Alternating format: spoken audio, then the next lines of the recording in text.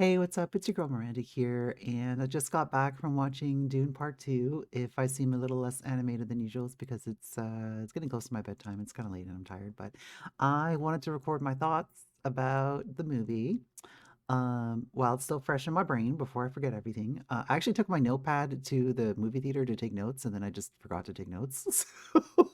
But I didn't actually have that much I wanted to jot down. So overall, I liked it. I feel so I definitely have like my issues with it, but they're kind of like me problems and less like movie problems, if that makes sense.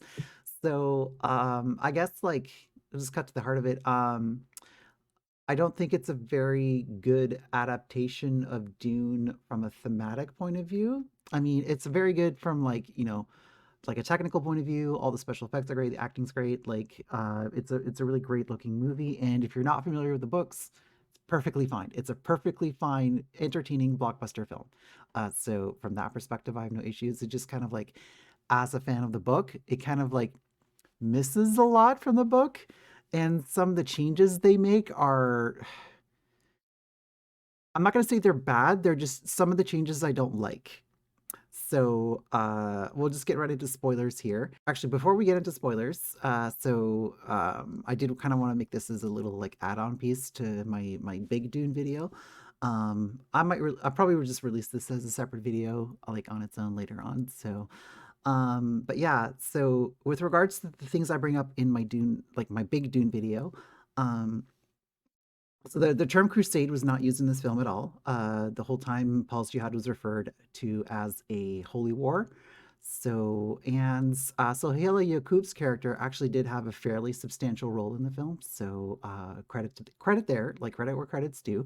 Like we casted a Middle Eastern North African character, and we didn't just she wasn't just like a throwaway like one liner character. Like she actually did have a decent role, not a huge role, but more substantial than I kind of originally gave them credit for.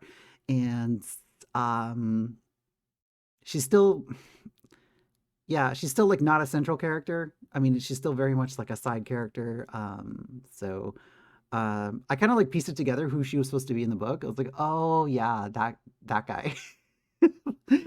But yeah, in the grand scheme of things, not an important character. Getting into spoilers, a couple of the changes that they made. I guess one really huge change is that Jessica never gives birth to Alia or Alia, however you want to pronounce it, in this film. So she stays pregnant for the whole time, and kind of like mind melds with her fetus, which is fine, but then it kind of like changes the ending quite a bit because like in the book, like Aaliyah is like, you know, a little kid because like several years goes by between like part one and part two in Dunes. Like in the book it's all like one thing, but like there's like a big time jump in the book. So Alia's like, I think she's like 4 or 5 or 6 years old, around like that, somewhere like that. But they don't have the time jump in the movie. I mean, there's a little bit of a time jump, but we're talking like a few months rather than a few years. Because Alia is not a character in the movie, all the things that she does have to be given to other characters. Like there's no scenes of her like walking around and like acting like an adult and everyone being freaked out by her. So it's more like they made Jessica the weird, creepy one, which was a choice. So I talk about in my video how like the story, like the story of the novel is just as much Jessica's story as it is Paul's, and that's very much not true of the film. In the film, Jessica is the weirdo. Is the weird creep is the creepy weird, and she's kind of like a little malevolent in this. Like she really plays up the whole like prophecy angle, and it's like there's no like reluctance there. There's no like reluctance to like act upon these like prophecies. Um Whereas in the book, like again, so last time I read the book was like a year ago, so my recollection may be a little bit hazy, but in the book, like it's Paul that's the creepy weird one that like is pushing the prophecy and stuff like that. Whereas like Jessica is very reluctant, and like for a good chunk of the book, we see things through her perspective. But they inverted that in the movie, which It's not a choice I'm in love with. So there's that. So again, another big thing that Alia does in the movie is that in the attack on Siege Tabor, she's captured by the Harkonnen forces, and she's just kind of like hanging around in Arrakeen with the Harkonnens, and she's the one that kills the Baron with the Gom Jabbar.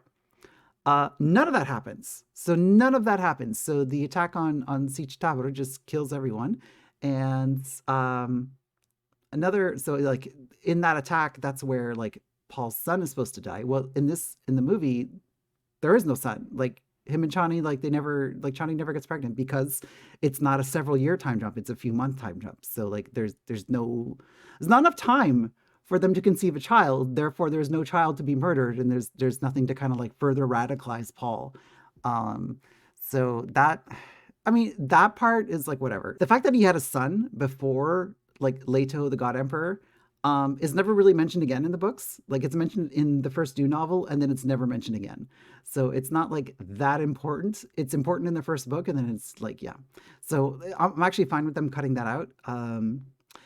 So a couple other things. Paul and Chani's relationship is very different, and we'll get into that when I talk about the ending. But um, yeah, there's a bit more like it's not like this like fair, not like the book was like this, but there's no like fairy tale like romance or whatever. Like it's there's a lot of friction between them, and that friction really comes to a head at the end. So I might as well just talk about the end now. So at the end, like we don't really get the speech from Jessica at the so the so it's this is in my video. So the book closes with like Chani being like upset that like Paul's gonna marry like Princess Irulan. Jessica, who herself she wasn't like the wife of Leto, like she was his concubine. Like he like had to stay single for political purposes. So she tells her at the end of the book, it's like no. It's like look, like we're the concubines, but like history's gonna call us wives. Like we're the actual people that these powerful men like love and care about, whereas like the actual wives are like whatever. They're just you know political pieces. Like they're just pieces on a chessboard, right? So that's missing. So like the movie ends with like Paul being like, "Oh, I'm always gonna love you, Chani, but I'm gonna go marry this other chick," and then she's like, "What the fuck, dude?" And then she just fucks off and leaves. I'm like, what?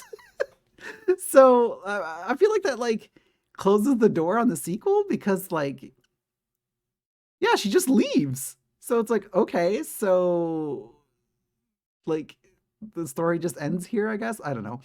Um just a couple other things I wanted to bring up. So another like odd choice was they made Stilgar kind of like a comic relief character.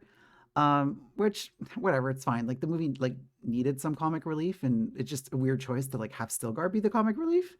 But like Javier Bardem kills it. Like I didn't like his comedic timing is like, ooh, it's great. He's actually really funny in the movie. Like I laughed out loud a few times. So yeah, and there's that. Um, there's another choice I really disliked actually was the showdown between Gurney and Raban. So in the book, like Gurney is like actually really upset that he never got to take like personal revenge against the Harkonnen. So in the book, Rabana is actually killed off screen, and he's actually just killed by a mob of like regular people that live in Arakeen because like for this good chunk of the story, like he's been like oppressing the Fremen that live in Arakeen. It's like not all the Fremen are these like desert fighters. There's some like just regular civilians.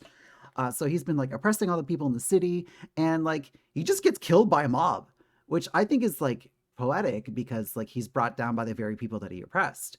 And he's like not killed in this like mono e mono like macho like duel.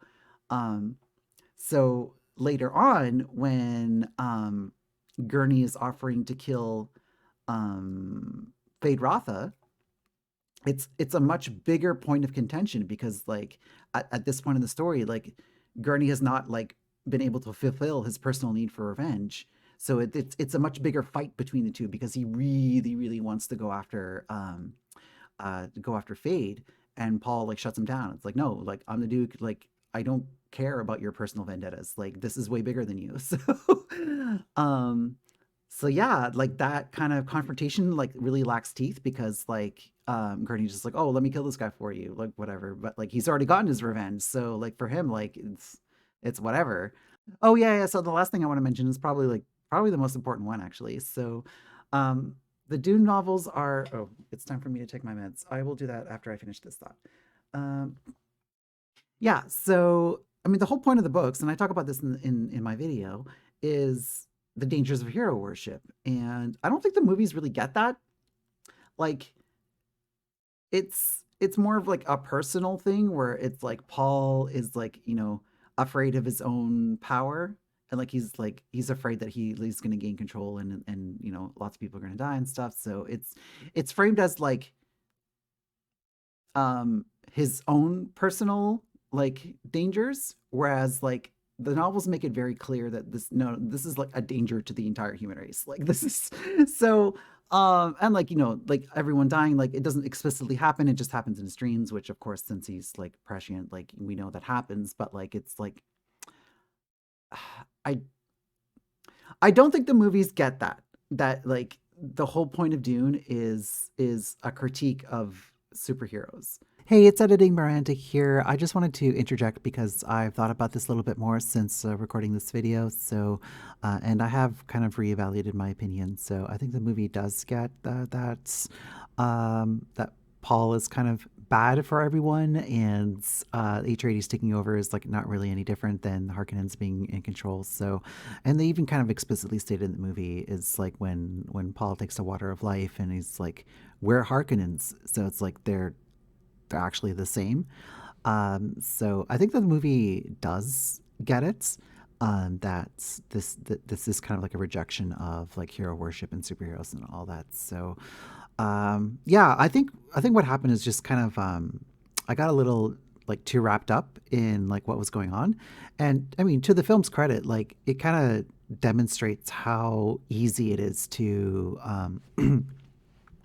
fall into fascism because like when it's your team doing it, it's it's harder to see. So like I definitely got wrapped up in like Paul's like big speech where he's like, oh, long live the fighters, and like all the music swells, and it's just like, yeah, yeah, fuck yeah. And like you seeing like the characters that you've been following for two movies, you see them like quote unquote win. um and it's easy to get wrapped up in that.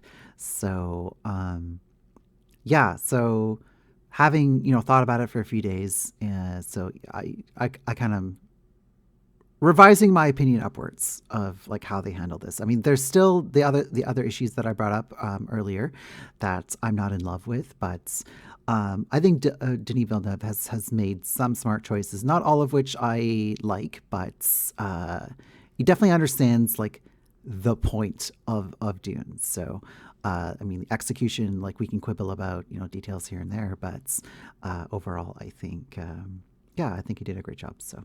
I guess the TLDR is it's a fun movie. It's good. It's well made, well acted. Like all the technical parts of it are really well done. And it's yeah. If you've never read the books, if you just saw the first movie and you liked it, you're gonna like this one. But if you're a fan of the books, you might leave you like a little wanting. But I mean, this is still the best adaptation that we've had. And it's the only one that really has had the balls to like make these like big changes, because the other adaptations have been kind of like they have not made like such sweeping changes. I mean, you could argue that the Lynch movie made a really huge change with the little voice box thingies. But like yeah, it's a really bold choice to make all these like really big changes. So again, I'm not saying they're bad changes, they're just changes I personally don't like. Um, I mean, some of them I dislike more than others, but because like some of them are like whatever. Anyways, I'm starting to ramble. I'm really tired, and my thoughts are starting to become a big jumbled mess. So, I'll edit this down and see if I can turn this into like a usable video. So, anyways, um, bye.